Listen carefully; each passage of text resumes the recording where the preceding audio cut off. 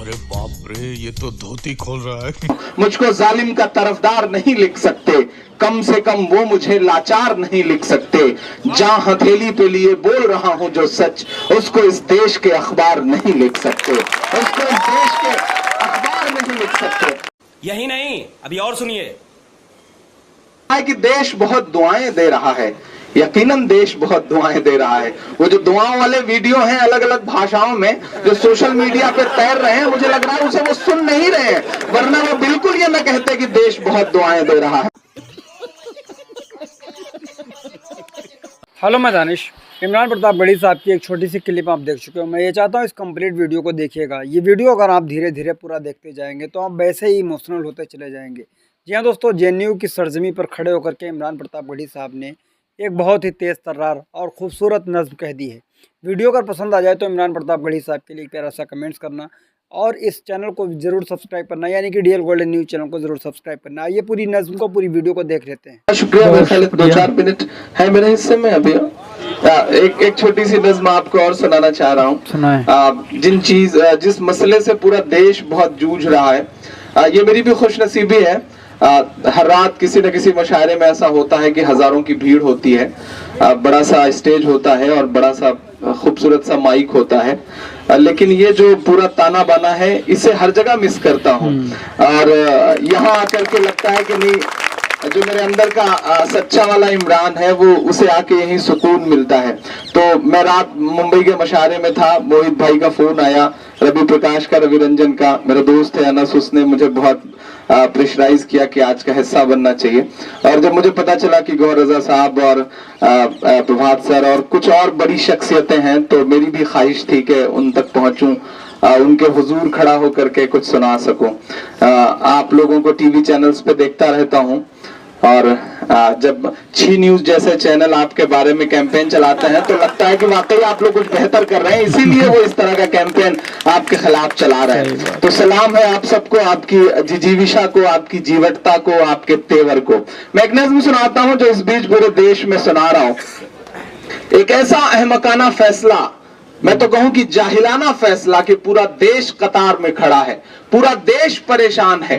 हालत यह है कि रात को 8 बजे एक आदमी ने अपने घर का दरवाजा खटखटाया, तो अंदर से उसी के बच्चे ने झांक करके मां से कहा कि मम्मी मम्मी कोई दाढ़ी वाले बाबा आए। तो मां ने कहा कि नहीं, दाढ़ी वाले बाबा नहीं होंगे, तुम्हारे पिताजी होंगे, नोट बदलवाने 5 दिन पहले गए थे, आज लौट के आए। बड़े शहरों में बैठ करके टीवी चैनल्स के जरिए ये दिखाया जा रहा है कि नोटबंदी के फैसले से देश बहुत खुश है। जापान में जाके ये बोला जा रहा है कि देश बहुत दुआएं दे रहा है, यकीनन देश बहुत दुआएं दे रहा है। वो जो दुआओं वाले वीडियो हैं अलग अलग भाषाओं में जो सोशल मीडिया पे तैर रहे हैं, मुझे लग रहा है उसे वो सुन नहीं रहे हैं, वरना वो बिल्कुल ये न कहते कि देश बहुत दुआएं दे रहा है। लाइन ऐसी है साहब कि टूटने का नाम नहीं ले रही। गांव में एक आदमी बहुत लंबी सी कतार में खड़ा हुआ था, तो उसका दोस्त पड़ोस से गुजरा, तो उसने कहा कि शहर में है बैंक, तुम यहाँ गाँव में लाइन में क्या कर रहे हो? तो उसने कहा कि बैंक तो शहर में ही है, लेकिन लाइन गांव तक आ गई है, मैं लाइन में ही खड़ा हूं। ऐसा फैसला देश पर थोपा गया है। मैं एक नज़्म सुनाता हूं आपको, और थोड़ा सा आप लोग जुड़ गए हैं, धीरे धीरे करीब आ रहे हैं, मैं चाहूंगा थोड़ी सी आपकी और बेदारी शामिल हो, तो मैं हिम्मत करता हूं। मुझको जालिम का तरफदार नहीं लिख सकते, कम से कम वो मुझे लाचार नहीं लिख सकते। जहां हथेली पे लिए बोल रहा हूं जो सच, उसको इस देश के अखबार नहीं लिख सकते, उसको इस देश के अखबार नहीं लिख सकते। क्या कहें? मैं हिम्मत करता हूं और आपसे दुआएं मांगता हूं साहब कि जालिम ताना शाह की देखो ये कैसी मनमानी है, जालिम ताना शाह की देखो ये कैसी मनमानी है। कारोबार हुए हैं चौपट और बर्बाद किसानी है।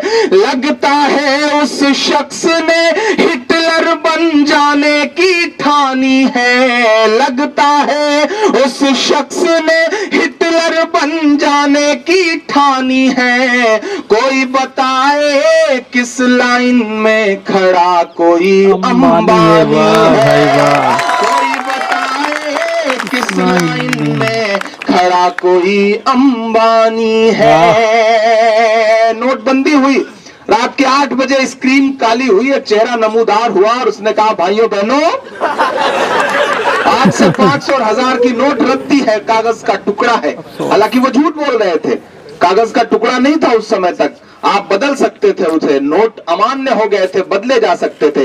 लेकिन किस तरह से ड्रामेटिक तरीके से तीनों सेनाओं के अध्यक्षों को बुला करके ऐसा मैसेज देने की कोशिश की गई जैसे जंग छेड़ने जा रहे हों। सच यही है कि वो जंग ही छेड़ रहे थे, लेकिन वो जंग इस देश के आम आदमियों की जेब से थी।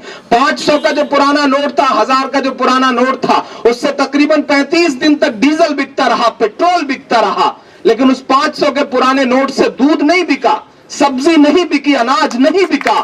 क्यों? क्योंकि डीजल और पेट्रोल अंबानी का है, अनाज और सब्जी और दूध आम आदमी की है, किसानों की है। सोचिएगा आप, 72 करोड़ रुपए का कपड़ा पहनने वाले 2.5 साल में ये कहते हैं कि देश हित में फैसला है। देश हित में फैसले ऐसे नहीं होते साहब, और देश हित का फैसला जो है वो आवाम ने ही उसका ठेका थोड़ी ले रखा है। आप गोवा, तमिलनाडु और महाराष्ट्र के 3 घंटे के भाषण में 3 कपड़ा बदलेंगे और हमसे उम्मीद करेंगे कि हम कतार में खड़े खड़े मर जाएं। बोलना पड़ेगा ऐसे लोगों के खिलाफ। अगर चुप रहे तो ये वक्त बहुत बुरा है, जो चुप रहते हैं वक्त उनसे बहुत बुरा इम्तिहान लेता है। जिन अंग्रेजों की हुकूमत में कभी सूरज नहीं डूबता था, आज वो चुप हो गए, वक्त को नहीं पहचान सके, तो आज उनके राजाओं के कपड़े बैंड बाजे वाले पहनते हैं। समझना पड़ेगा, वक्त से आंख मिलानी पड़ेगी। मैं नज्म का पहला बंद पढ़ता हूं साहब। कोई बताए किस लाइन में खड़ा कोई अंबानी है, लगता है उस शख्स ने हिटलर बन जाने की ठानी है। कोई बताए किस लाइन में खड़ा कोई अंबानी है, कि हमारे दर्द में गम में फटकने भी नहीं आए, हमारे दर्द में गम में फटकने भी नहीं आए, वो मित्रों कह के हाथों को झटकने भी नहीं आए। कहा तो कह रहे थे मुझको फांसी पर चढ़ा देना, मगर जब वक्त आया तो लटकने भी नहीं आए। 4 दिन पूरे हुए, मैं 46 मिनट तक लाइव सुनता रहा, झेलता रहा कि काश वो ये कह दें कि मैंने काले धन के खिलाफ जो मुहिम शुरू की थी मैं उसमें हार गया, कौन से चौराहे पर आऊं। लेकिन ये छोड़ करके उन्होंने सब भाषण पिलाया, लेकिन कहीं से भी न चौराहे का जिक्र आया, न फांसी पे लटकने का जिक्र आया। मैं बंद पढ़ता हूं साहब। कोई बताए किस लाइन में खड़ा कोई अंबानी है, कि जो कहते थे 100 दिन के अंदर काला धन लाएंगे, काला धन ना ला पाए तो खुद फांसी चढ़ जाएंगे, काला धन ना ला पाए तो खुद फांसी चढ़ जाएंगे। 2.5 साल हुए हैं फिर भी जुमलेबाजी चालू है, 2.5 साल हुए हैं फिर भी जुमलेबाजी चालू है, और भक्तों को लगता है कि साहिब बड़ा दयालु है, और भक्तों को लगता है कि साहिब बड़ा दयालु है।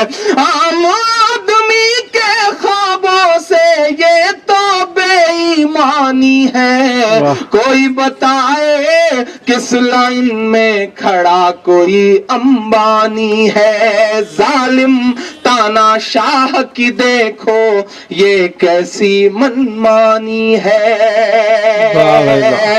जेएनयू को सलाम कि आप उस शख्स के शातिरपने को समझते हैं और उसी तेवर के साथ उससे लड़ते हैं, वरना जो विपक्ष में बैठे लोग हैं ना, वो उसका शातिरपना नहीं समझ पा रहे हैं। वो शख्स रिश्तों का भी कितना इस्तेमाल करता है कि अपनी 97 साल की बूढ़ी मां को 4500 रुपया निकालने के लिए कतार में खड़ा कर देता है। आप समझिए कि वो रिश्तों का कैसे इस्तेमाल करते हैं। और हद तो यह है साहब कि जब उनकी माताजी पैसे निकालने गई तो लिमिट 4500 थी, वो निकाल करके आई, दूसरे दिन 2000 कर दी गई। उनकी माताजी निकाले तो 4500 और हमारी आपकी माताजी जाए तो 2000। ये भी नाइंसाफी का एक आलम है। मैंने एक शेर कहा कि फर्जी आंसू छलकाना पड़ जाए ये अमाल न कर, फर्जी आंसू छलकाना पड़ जाए ये अमाल न कर, पहले ही जज्बात नहीं है खुद को और कंगाल न कर। वोट के नाम पे, नोट के नाम पे खूब सियासत कर, लेकिन माँ जैसे पाकीज़ा रिश्ते का तो इस्तेमाल न कर। माँ जैसे क्या बात है। पाकीज़ा रिश्ते का तो इस्तेमाल न कर। मैं ये बंद पढ़ता हूं साहब कि माओ बहनों के पल्लू के सारे पैसे लूट गए, माओ बहनों के पल्लू के सारे पैसे लूट गए, नन्हे मुन्ने बच्चों के हाथों के गुल्लक फूट गए, नन्हे मुन्ने बच्चों के हाथों के गुल्लक फूट गए, पूरा देश कतार में है, ये कैसी तेरी तैयारी है। लाइन में खड़े हो तो भक्त जन आके ऐसे ऐसे उदाहरण देते हैं, ऐसे ऐसे समझाने की कोशिश करते हैं कि देश हित में अगर सेना का जवान सरहद पे खड़ा रह सकता है तो आप देश हित में कतार में क्यों नहीं खड़े रह सकते। बिहार में जाके एक जगह यही बात समझाने की कोशिश की, बंदा बिहारी था, उसने पलट के कस के कूट दिया। जब कूट दिया तो भक्त भड़क गया, बोला आप जो है हिंसा पे उतारू हो गए, ये क्यों कर रहे हैं। तो उसने कहा नहीं नहीं साहब, अगर देश हित में सेना का जवान सरहद पे खड़ा रह सकता है तो मैं कतार में रह सकता हूं, लेकिन अगर देश हित में सेना का जवान सीने पे गोली खा सकता है तो आप 10-20 लात भी नहीं खा सकते। लोग जाग तो रहे हैं, बेदार तो हो रहे हैं। मुझे खुशी है कि मैं उस सूबे से आता हूं कि जहां बहराइच में 21 डिग्री टेम्परेचर में हेलीकॉप्टर नहीं उतरा साहब। हेलीकॉप्टर इसलिए नहीं उतरा क्योंकि नीचे मुर्दाबाद के नारे लग रहे थे। लोग बेदार तो हो रहे हैं, लोग जाग तो रहे हैं। हालांकि वो जो चश्मा है भक्ति का वो उतरने में थोड़ा वक्त लगेगा, लेकिन मेहनतें जारी रखना है, मेहनतों में कमी नहीं करना है। फासिस्ट ताकतों की उम्र बहुत कम होती है, ये भी एक सच बात है। आजकल तो सोशल मीडिया पे कार्टून बहुत शेयर हो रहा है कि एक तरफ साहब खड़े हैं माइक पर, उनके बगल में छोटे वाले साहब खड़े हैं और कह रहे हैं कि सर हमने भीड़ तो बहुत ज्यादा इकट्ठी की थी लेकिन कोहरे की वजह से दिखाई नहीं पड़ रही है। कोहरे ने ये हालत कर रखी है। और मुझे तो हैरत होती है कि वायुसेना का वही हेलीकॉप्टर जो सियाचिन में -3 डिग्री टेम्परेचर में उतर गया, वो बहराइच में 21 डिग्री टेम्परेचर में क्यों नहीं उतर पाया। आपको समझना पड़ेगा इस बात को। मैं आखिरी बंद पढ़ रहा हूं साहब कि माओ बहनों के पल्लू के सारे पैसे लूट गए, नन्हे मुन्ने बच्चों के हाथों के गुल्लक फूट गए, पूरा देश कतार में है, ये कैसी तेरी तैयारी है। कहते हैं पेटीएम करो, पेट्रोल टंकी बजाओ, पेट्रोल और डीजल भराओ तो पेटीएम करो। कैसा जाहिलाना फैसला है। हम पिछले 10 साल से पेट्रोल टंकियों पे एक स्लोगन पढ़ते आ रहे हैं कि मोबाइल का इस्तेमाल मत करिए, विस्फोट हो सकता है। और आप बताइए कि जब विस्फोट हो सकता है तो आदमी पेटीएम कैसे करेगा। हद है जाहिलियत के साथ। पता नहीं कौन है उनके क्यों नहीं ये बातें समझा रहा है।